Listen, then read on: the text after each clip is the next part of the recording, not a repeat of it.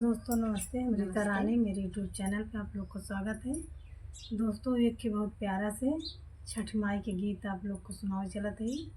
गीत अच्छी लगी तो कमेंट में ज़रूर लिख के बताइए, लाइक सब्सक्राइब शेयर ज़रूर करिए, ज़्यादा से ज़्यादा सपोर्ट करिए।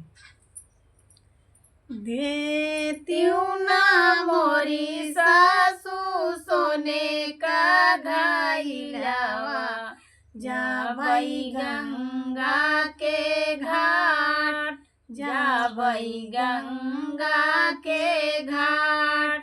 देती हूँ ना मोरी सासू सोने के घाइलावा, जा भाई गंगा के घाट, जा भाई गंगा के घाट। गंगा जी का जल सासू भारी लाई, लीपब गंगा जी का घाट, लीपब गंगा जी का घाट। गंगा के जल सासू भारी लाई, लीपब गंगा जी का घाट, लीपब गंगा जी का घाट।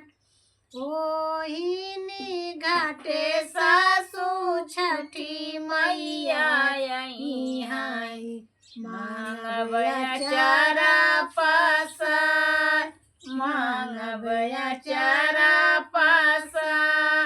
ओहिनी घाटे सासू छठी मैया आई हाय, मांगब अचारा पासार, मांगब अचारा पासार।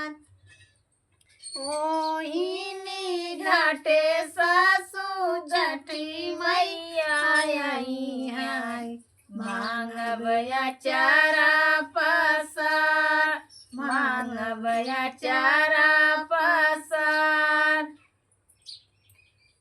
छठी मैया परबाई सासू बरतवा, पूजन करबाई।